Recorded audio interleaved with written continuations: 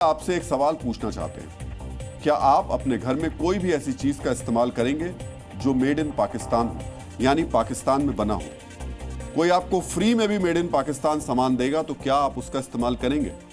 हम जानते हैं कोई भी देशभक्त ऐसा बिल्कुल नहीं करेगा। लेकिन आप ये जानकर चौंक जाएंगे कि अब भी कई वेबसाइट्स पर पाकिस्तान में बनी चीजें बेरोक टोक भारत में बिक रही हैं।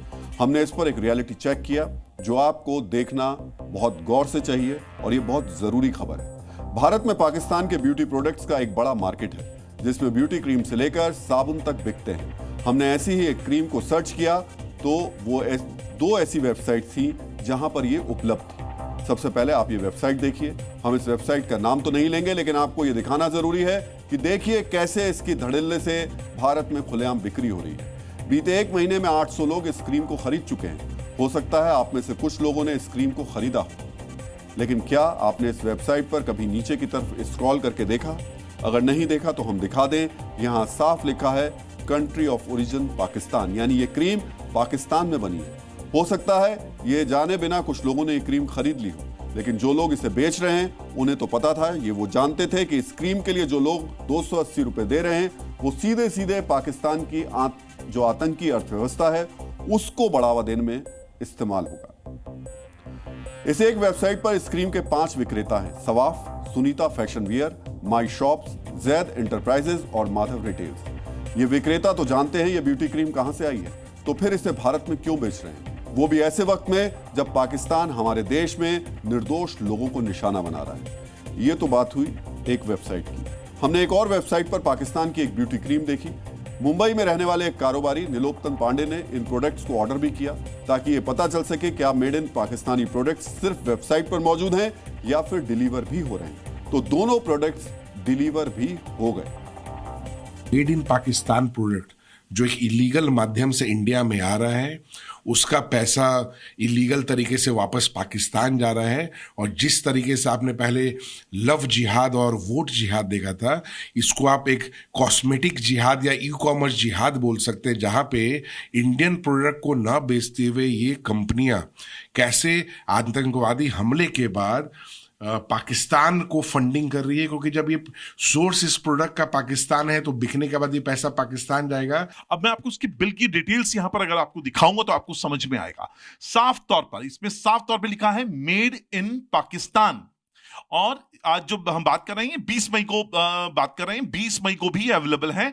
और सबसे बड़ी बात यहां है, यहां पे मैन्युफैक्चरिंग डेट जरूर लिखी हुई है लेकिन इंपोर्ट डेट यानी ये कब भारत में आया इसके बारे में कोई जिक्र नहीं किया गया है। जो देश भारत की फौज पर, भारत के नागरिकों पर मिसाइल और ड्रोन से हमला कर रहा है, क्या आप उस देश में बनी ब्यूटी क्रीम का इस्तेमाल करेंगे? मैं जानता हूं आप नहीं करेंगे। तो फिर हमारे देश में क्रीम्स बिक क्यों रही है?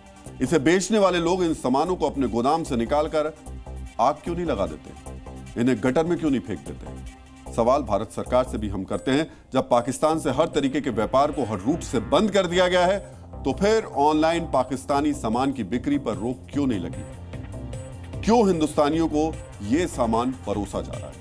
हम उम्मीद करते हैं कि जल्द से जल्द सारे made in Pakistan products in website से गायब हो जाएंगे। इन प्रोडक्ट्स को बेचने वाले लोगों को हम याद दिला दें, ये उस देश से आया सामान है जिस देश से आए आतंकवादियों ने पहलगाम में धर्म पूछकर निर्दोष लोगों को मौत के घाट उतार दिया था। पहलगाम हमले के बाद जी मीडिया पहला ऐसा चैनल था जिसने पाकिस्तान और मेड इन पाकिस्तान सामानों के खिलाफ कैंपेन चलाया था। हमने आपसे अनुरोध किया था कि आतंक को पालने पोसने वाले देश को पूरी तरीके से बॉयकॉट कीजिए। जब पाकिस्तान ने तुर्की के बने ड्रोन से हमला किया तब भी डीएनए में हमने सबसे पहले तुर्की के सेब से लेकर मार्बल का बहिष्कार करने की आवाज उठाई थी। लेकिन आज हम डीएनए में तुर्की को लेकर एक और सवाल उठाने जा रहे हैं जिसे आप बहुत गौर से देखिएगा। तुर्की की एक कंपनी है अससगार्ड जिसका काम है ड्रोन्स बनाना। बताया जाता है कि पाकिस्तान ने जिन ड्रोन्स से भारत पर हमला किया उनमें से इस कंपनी के ड्रोन्स भी थे। लेकिन अब आप ये जानकर चौंक जाएंगे कि इसी कंपनी का मध्य प्रदेश के मेट्रो प्रोजेक्ट से करार भी है। अससगार्ड के साथ 230 करोड़ रुपए का करार है। भोपाल और इंदौर जो मेट्रो प्रोजेक्ट्स हैं उसमें यह कंपनी काम कर रही है। ऑटोमेटिक किराया वसूली का सिस्टम यह कंपनी तैयार कर रही है। लेकिन जरा सोचिए, यही 230 करोड़ रुपए जो ये कंपनी मेट्रो प्रोजेक्ट से कमाएगी, इससे वो ड्रोन बनाएगी। ये ड्रोन्स पाकिस्तान को दिए जाएंगे और पाकिस्तान इन ड्रोन से भारत पर हमला करेगा। ऐसे में क्या इस कंपनी से करार अभी के अभी खत्म नहीं किया जाना चाहिए? मध्य प्रदेश के कैबिनेट मंत्री कैलाश विजयवर्गीय ने इस कंपनी को लेकर एक जांच का आदेश दिया।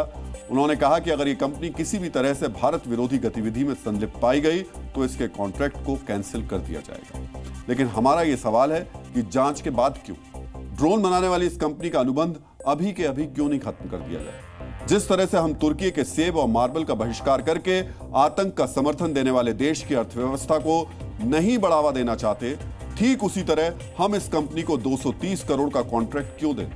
क्या ये गारंटी है कि ये 230 करोड़ रुपए भारत विरोधी गतिविधियों में इस्तेमाल नहीं किए जाएंगे?